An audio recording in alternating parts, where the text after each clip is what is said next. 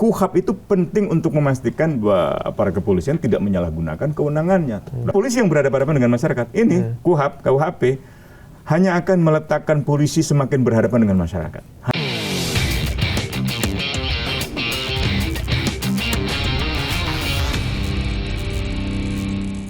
Pak Usman sendiri, seberapa besar Pak ancamannya tidak hanya untuk masyarakat ya, tapi mungkin untuk para jurnalis, aktivis dan lain-lain? Jurnalis sudah merasakan kan. Dari Bapak sendiri ada yang meliputi lapangan tiba-tiba kontennya di take down gitu kan. Ya misalnya televisi bahkan, atau televisi lainnya misalnya kameranya dipaksa dirampas gitu kan, diambil paksa gitu. Lalu selesai dengan minta maaf aja begitu. Padahal itu serius loh. Menghalangi tugas jurnalis dengan merampas itu tindakan kriminal. Jadi kalau tidak ada peran media, tidak ada peran masyarakat sipil, tidak ada peran penengah, masyarakat dengan pemerintah langsung berhadapan, itu bisa terjadi peristiwa seperti Agustus. Itu kan akibat dari... Ada yang bilang bahkan bisa lebih besar lagi, karena bisa lebih besar. Masyarakat akhirnya akumulasi dari apa yang emosi yang memuncak. Jadi ada akumulasi kekecewaan masyarakat terhadap situasi sosial ekonomi, anak-anak muda yang lulusan perguruan tinggi sekarang sudah sulit cari kerja, apalagi untuk mendapatkan rumah, janji lapangan pekerjaan belum dipenuhi, korupsi merajalela di mana-mana, fasilitas publik di kota-kota juga tidak memadai, transportasi publik belum aman. Jadi kita sementara hutan terus dibabat. Anak-anak muda yang sekarang ini kan punya kesadaran kosmopolitan yang tinggi, kesadaran global yang tinggi, melihat Paris Agreement, melihat climate change gitu. Tiba-tiba pemerintah dengan enaknya setelah bencana alam, bencana ekologis di Sumatera, lalu membabat hutan lagi di Aceh untuk sawit. Itu kan semacam delusional gitu. Jadi janjinya adalah menghormati lingkungan dan seterusnya, tapi pada saat yang sama dia menyangkal bahwa ada bencana ekologis akibat dari misalnya pembabatan hutan. Gitu. Oke, baik. Pak Usman, kita wrap dulu untuk satu poin ini berkaitan dengan pemerintah dan juga pasal KUHAP dan KUHP yang baru ini. Apa langkah jangka pendek yang bisa dilakukan oleh pemerintah untuk bisa mengatasi ketidakpercayaan masyarakat, krisis kepercayaan masyarakat? Ya, yang paling sederhana sebenarnya membuat rancangan peraturan pemerintah atau peraturan pelaksanaan. Supaya di tingkat praktis tidak terjadi kesalahpahaman dan tidak terjadi penyalahgunaan kekuasaan. Yang meresahkan dari KUHAP ini misalnya bukan hanya yang resah dengan KUHAP ini bukan hanya masyarakat, kejaksaan, kehakiman, karena ada kewenangan kepolisian yang begitu besar di sini. Polisinya juga resah, karena polisi merasa wah ini kewenangan makin besar, sementara anggaran makin terbatas, sementara kasus begitu banyak gitu. Contoh misalnya banyak kasus kan berkaitan dengan penggunaan sarana elektronika, cybercrime lah. Cybercrime Polda Metro Jaya itu penyidiknya cuma 120. Laporan yang masuk ke Polda Metro Jaya untuk cybercrime saja itu sekitar 5.000 kasus. 5.000 kasus. Nah, sementara anggaran hanya cukup untuk menangani 300 perkara, 300 kasus. Jomplang sekali. Nah, mereka tahun lalu, tahun 2025 sudah menangani sekitar 400.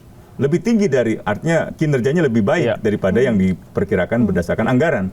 Tapi aduan yang jumlahnya 4.000 sampai 5.000 itu masih bertumpuk gitu. Artinya itu akan jadi masalah besar, belum lagi di pengadilan, belum lagi di lapas. Kan belum lama ini pemerintah mengeluarkan amnesti, grasi, abolisi misalnya, untuk mengurangi jumlah populasi lembaga pemasyarakatan yang sudah overcrowded. Kasus Laras misalnya, Laras yang sekarang ini ditahan di Rutan Pondok Bambu kalau tidak salah, dan dia di Jakarta Selatan, ia tidur dalam satu sel bersama 15 perempuan. Tidurnya sikut ketemu sikut, padahal itu fasilitas sel yang hanya cukup untuk 7-8 orang untuk perempuan. Perempuan tidur berdua aja nggak nyaman, kadang-kadang kan ada privacy dan seterusnya itu. Apalagi sampai 15 orang yang nggak kenal. Kalau kita nginep satu kelas, satu sekolah, satu sahabatan mungkin nggak ada masalah ya. Saya ngerti bahwa di dalam rumah tahanan tidak seperti di rumah kita biasa gitu. Tapi juga ada standar-standar minimum hak asasi manusia untuk seseorang yang diperlakukan, katakanlah yang dirampas kemerdekaannya. Kalau kita bilang aspek manusiawi juga tidak. Bukan berarti saya minta dia dibebaskan. Mestinya sih dibebaskan, karena pasal-pasalnya tidak ada yang kuat untuk menjerat seorang Laras. Jaksa aja hanya menuntut 1 tahun penjara untuk apa? Udah 4 bulan dia ditahan. Dan diborgol pula. Jadi kayak memperlihatkan kepada publik bahwa Anda jangan macam-macam, masyarakat jangan macam-macam. Jangankan Anda, seorang perempuan aja kita borgol misalnya gitu.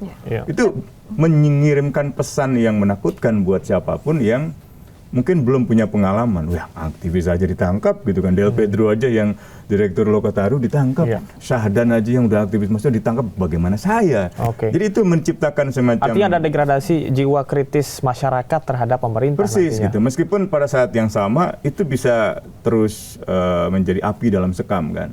Orang kan lama-lama jadi kesal kan. Kalau nggak boleh bicara, nggak boleh protes itu lama-lama dia akan suatu hari meledak itu dengan suatu ledakan yang mungkin jadi uproar gitu, jadi terakumulasi, akhirnya memuncak ya. Memuncak. Seperti Agustus kemarin itu kan kayak ada frustrasi yang meningkat kan. Kan Juli ekonomi kita turun banget. Agustus awal itu turun banget. Masyarakat sangat kesulitan, bahkan beras langka, minyak langka misalnya gitu. Terlepas dari apapun ya, konflik dengan Riza Hali dan seterusnya, Pertamina, korupsi. Tapi masyarakat kan merasakan kesulitan-kesulitan itu. Dan mereka demonstrasi. Di tengah demonstrasi itu ada perilaku polisi yang misalnya berlebihan dengan menggunakan kendaraan rantis gitu. Dan memicu kemarahan yang lebih luas lagi. Dan di balik itu semua ya kenaikan tunjangan anggota dewan yang dipaksakan kan. Kalau saja demonstrasi itu tanggal 25 misalnya didengarkan oleh pemerintah dengan membatalkan tunjangan anggota dewan, mungkin nggak akan terjadi 28, 29, nggak akan ada tewasnya Afan atau di penjaranya Laras dan seterusnya, itu nggak akan ada gitu. Tapi karena pemerintah nggak sensitif, selalu meremehkan tuntutan. Sama seperti sekarang nih, hukum pidana kita protes, KUHAP kita protes, lalu pemerintah dan DPR mengatakan enggak kok, kita udah melibatkan partisipasi masyarakat gitu.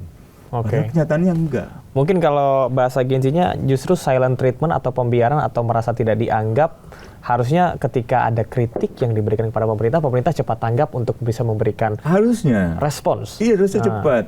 Gen-Z ini cerdas-cerdas, ngomongnya bahasa Inggris semua ya kan. Apalagi dibanding pejabat-pejabat yang... Karena katanya kalau misalnya kita kritik pakai bahasa Indonesia, rawan. Jadi lebih baik pakai bahasa Inggris aja, kayak gitu. Nah itu juga menarik. Jadi Laras dituduh menghasut orang untuk melakukan kekerasan, serangan kepada Mabes Kepolisian. Memang kalimatnya bisa dipersoalkan. Misalnya, when your office, ketika kantor kamu dekat dengan kantor kepolisian, please, burn this building down gitu kan. Tapi kan itu bisa dianggap sebagai ekspresi simbolik, kayak kita demonstrasi turun ke jalan, kita lihat orang ada ganyang koruptor.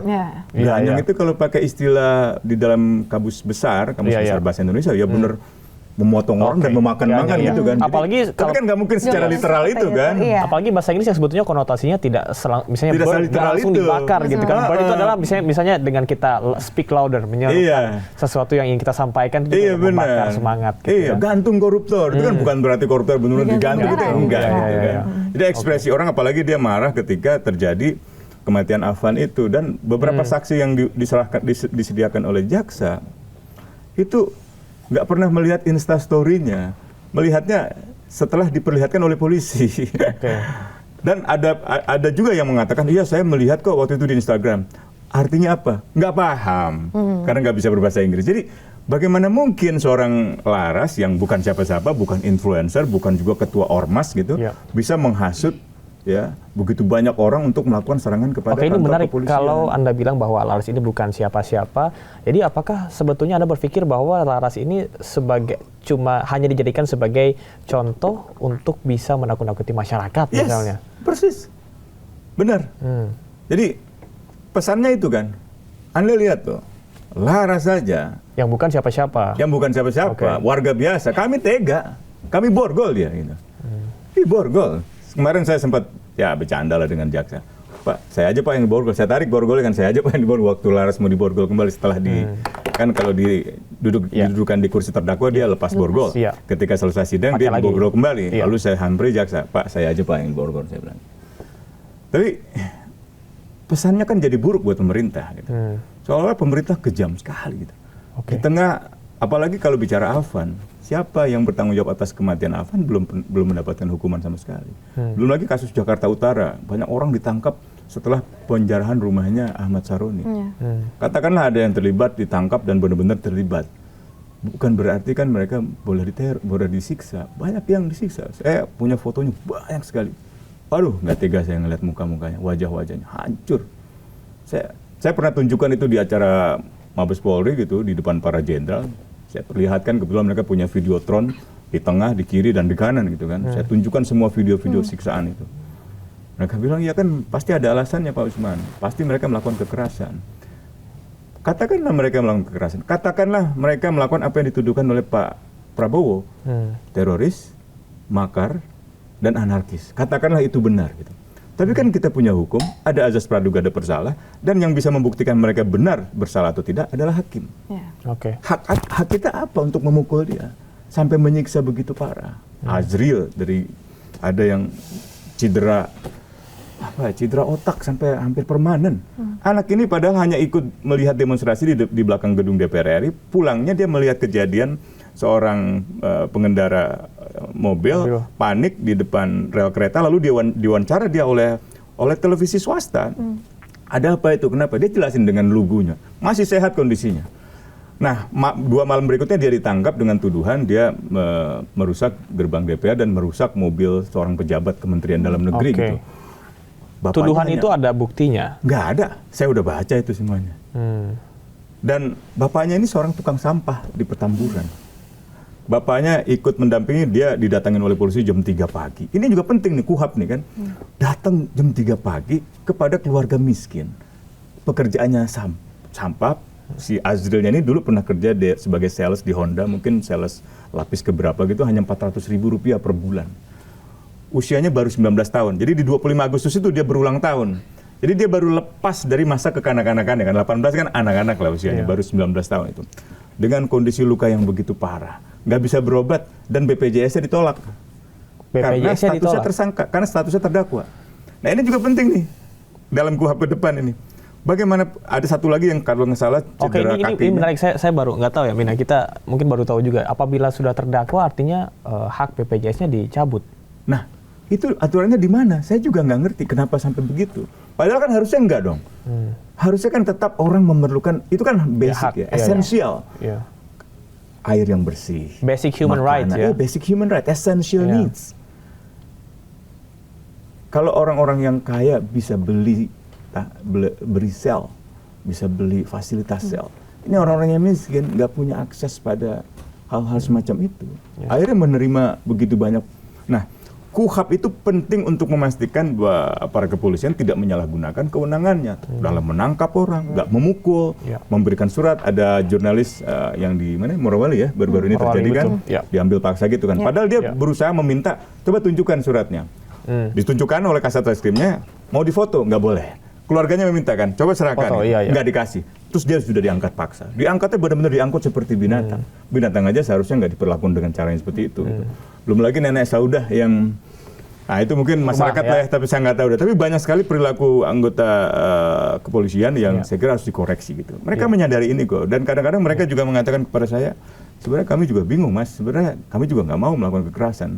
Karena pemerintah dan DPR-nya yang seringkali membuat kebijakan yang membuat masyarakat marah. Benar juga sih. Jadi polisi itu turun ke jalan dan menghadapi masyarakat dengan kekuatan, dengan kekuatan yang eksesif, ya karena pemerintahnya kan. Dan seringkali di daerah-daerah itu masyarakat pengen ketemu bupatinya, pengen ketemu wali kotanya, pengen ketemu gubernurnya, gubernurnya nggak mau ketemu. Atau kalau ketemu nantang-nantang seperti kasusnya mana itu bupati apa itu Pati ya, Pati gitu. Itu kan kayak gitu. Akhirnya polisi yang berhadapan dengan masyarakat ini KUHP hanya akan meletakkan polisi semakin berhadapan dengan masyarakat. Hanya akan meletakkan polisi semakin tidak dipercaya oleh masyarakat. Artinya pesan dari masyarakat justru semakin tidak sampai kalau begitu. Semakin tidak sampai. Lihat aja pernyataan pejabat pemerintahan, nggak ada yang nyambung dengan tuntutan di masyarakat. Semua seperti in denial, in delusion. Jadi delusional banget.